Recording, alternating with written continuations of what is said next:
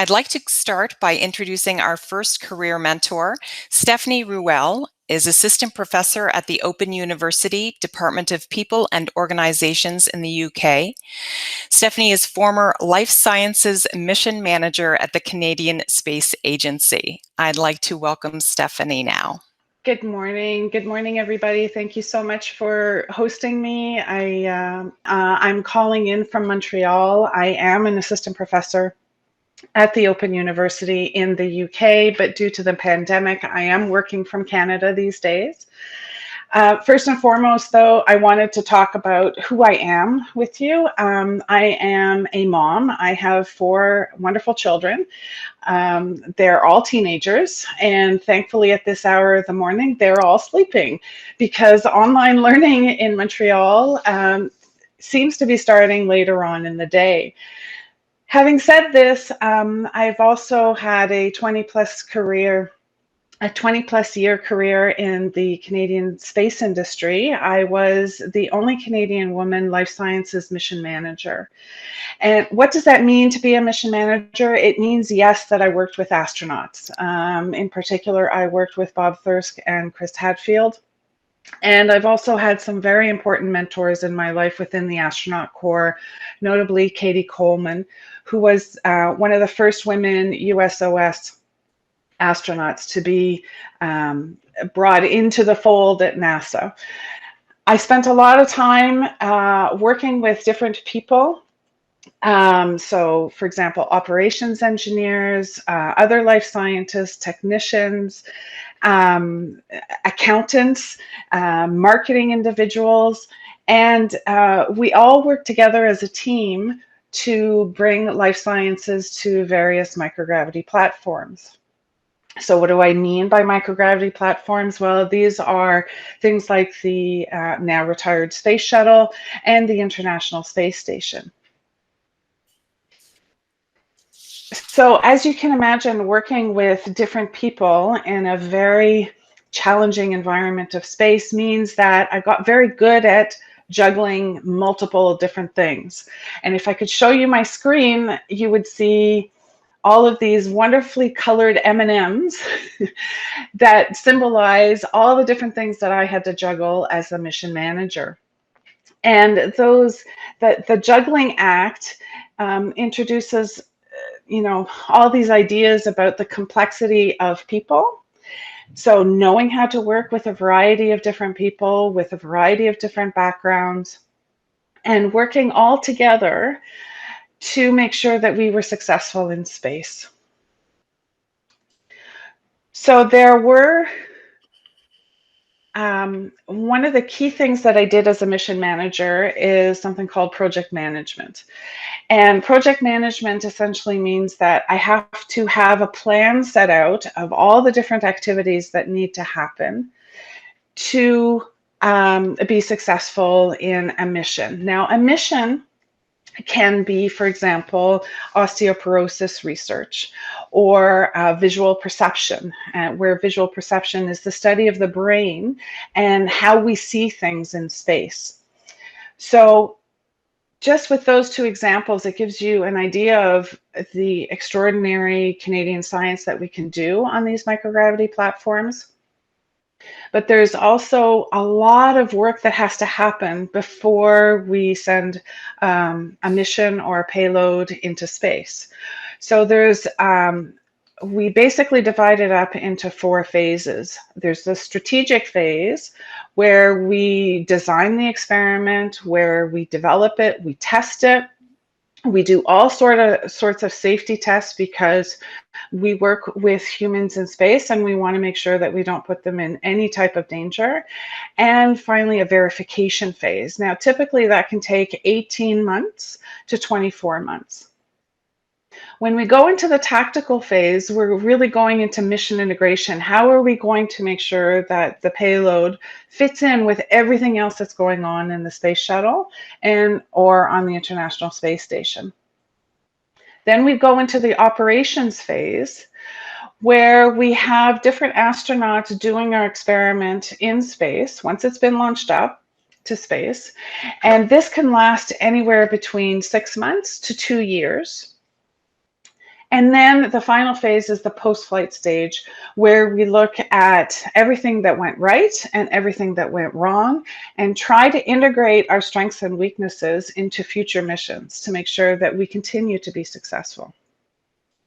Now, I'm just talking really about the Canadian aspect of it. And when we go into mission integration, we start working with our international partners, which includes the National Aeronautics and Space Administration, and the European Space Agency, and the Russian Space Agency, and the Japanese Space Agency. So we're bridging um, cultural, language, and diversity issues as we work in space. We are working with our partners to make sure that all of us are very successful. So what do you need to be able to do this type of work? First and foremost, you need resilience. There are many stories I can tell you of things that went wrong in space. Notably, we lost a latch, just a little tiny latch on a piece of hardware for a mission called Bodies in the Space Environment, or BUSY. And the danger with losing a latch is huge in the International Space Station because it can get into the ventilation system and cause all sorts of problems for the astronauts on board. So over a 24-hour period, none of the people in the team slept. We all worked together to try and find a solution as to how we could save our mission, which was studying the visual perception centers of the brain and helping the astronauts try and locate where that little latch went. So resilience and patience are very important in this context of doing life sciences in space. The other thing that you need is, at a minimum, a bachelor's degree in science. Now, I have a bachelor's degree in science with a major in mathematics and an undeclared minor in physiology or life sciences.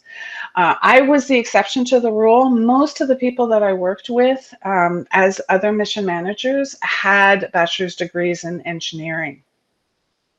The salary range for mission managers can range anywhere between $70,000 to $120,000, depending on your experience, the years of service, and your background.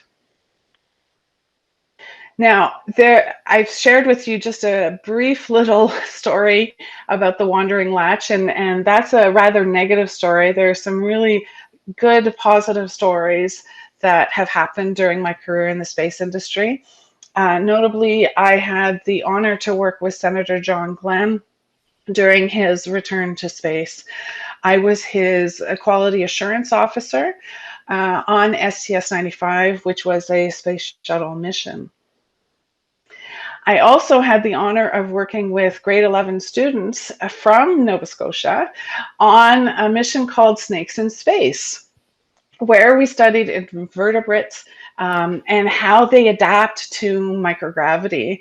And we did this experiment with the students who led the whole experiment, who planned everything out. And we just facilitated their investigation into how invertebrates survive in space and how they adapt to space. And I'm happy to report that of the 60 candidates who flew with us, and I'm talking about frogs and snakes and lizards and all those wonderful things, we only lost one. And when I say lost, he passed away, but he was looking a little green before the flight anyway, so we suspect he was sick with something else before the flight. Now, I've left the Canadian space industry to focus on academic research. And in particular, what I'm fascinated with is studying the lack of women in STEM management positions in the Canadian space industry. And I'm also expanding that to look into the lack of women in global space industry organizations. It's still a challenge for women to get management positions in this industry, and I'm looking at the historical and the contemporary influences as to why this is. And one of the exciting findings that I have to share with you this morning is my work on the Alouette women. Alouette and 1 and 2 were the first and second Canadian satellites launched into space during the Cold War. And to date, we typically only talk about the 100 men who contributed to these 2 missions. And what's exciting for me and for a lot of people who are interested in the history of the Canadian space industry is I found 120 women who contributed to these satellites, to the design, the testing, the operation, the launch of these satellites. So enough about me. What can you do to get into the space industry? The first thing that you need to do is consider doing a post-secondary degree. Now, depending on what kind of research you want to do or kind of work you want to do, you may need an undergraduate, a master's, or a PhD. Also consider the International Space University, and I have links that I can share with you later if you're interested in finding out more about the International Space University. Get some work experience. Either summer or co-op jobs are fantastic. There's different industry organizations such as MDA, Honeywell ComDev, Lockheed, or even small contractors such as Com Technologies or Carre Technologies that work in the space industry and would be great work experience for you to walk into the space industry with. There's also government organizations that you can look at, such as the Canadian Space Agency. Get some experience in doing research projects. If you're a research assistant is a great way to get introduced into a larger global research initiative.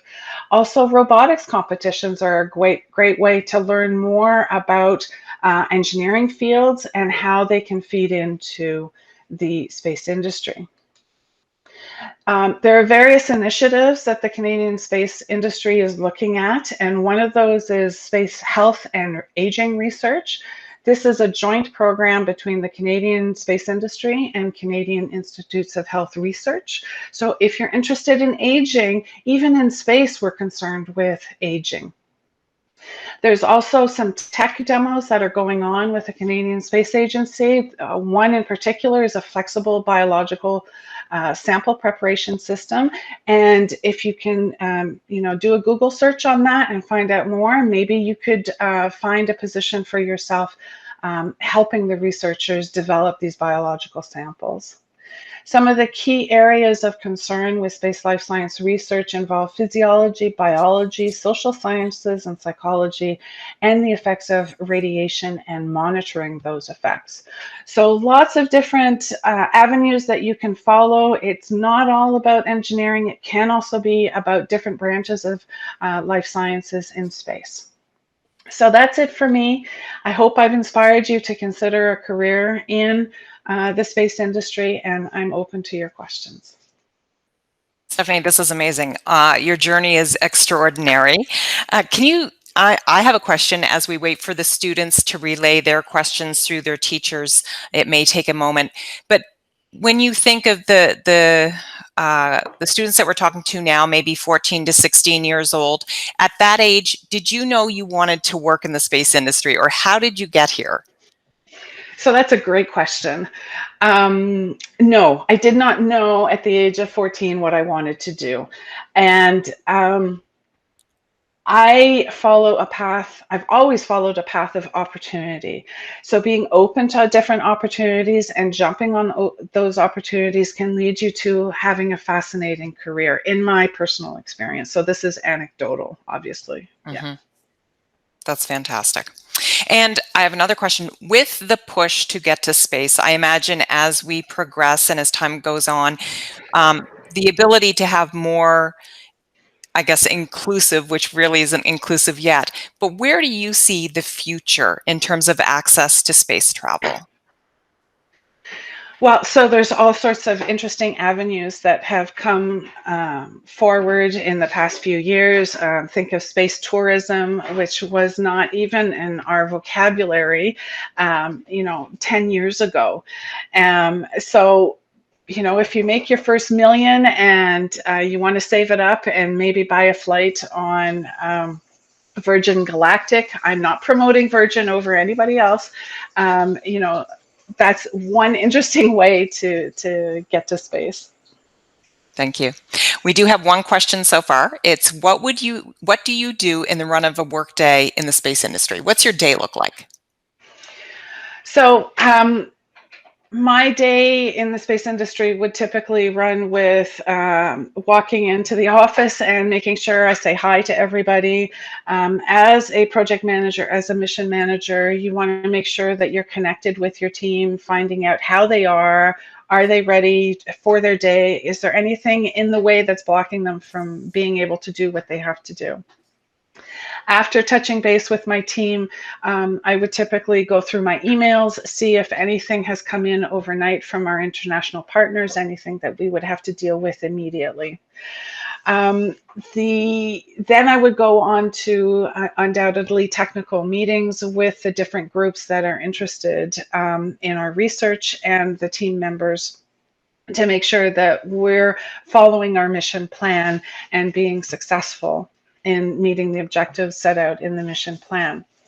Now, a typical day when I'm on console is very different. On console means that you're in a control room, you're interacting with the International Space Station, and in that format, it's very military-like. I'm in charge of the room. I'm in charge of the voice loops for our group. And a voice loop means I've got between 10 to 25 voices going on in my ear, telling me what's going on in the space station, what our mission is doing, and answering any questions from the astronaut.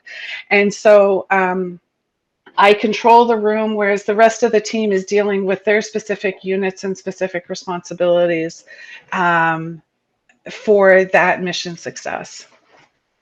Amazing. Another question. Can you tell us a bit about your academic career? What did you study at university and how did it prepare you for working with the Space Center? So I did a Bachelor of Science, and I started out in physiology thinking I wanted to be a medical doctor. And then about halfway through, much to the frustration of my parents, I decided to switch to mathematics.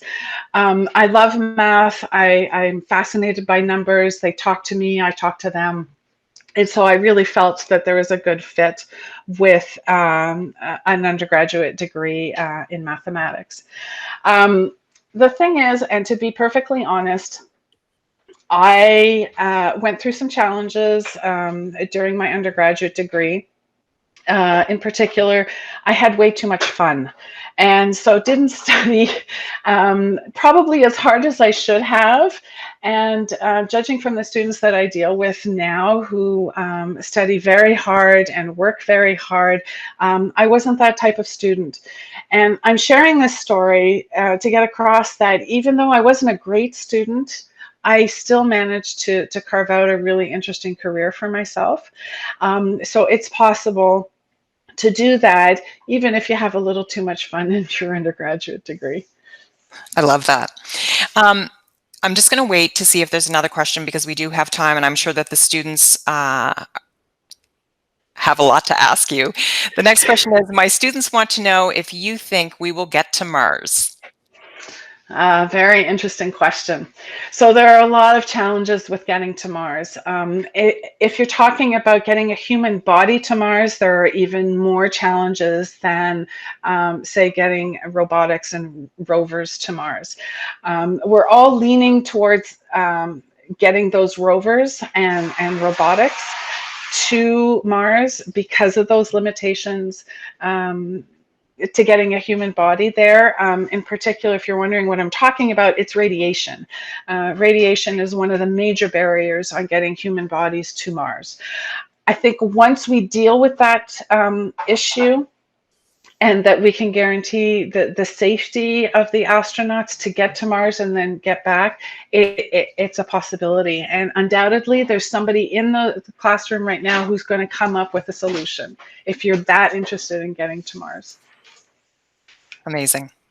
I'm going to give the students one more minute just to ask a question.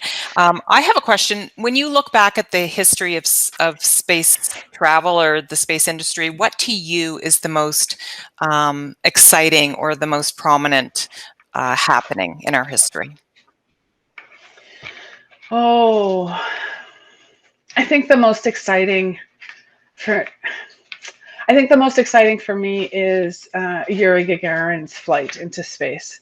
Um, from a technology perspective, Sputnik was fascinating, but getting a human body into space and then getting him back down to Earth safely is a major accomplishment for humanity. Whether Russian or American or Canadian, it doesn't matter. I think this is um, a major event for us getting into space.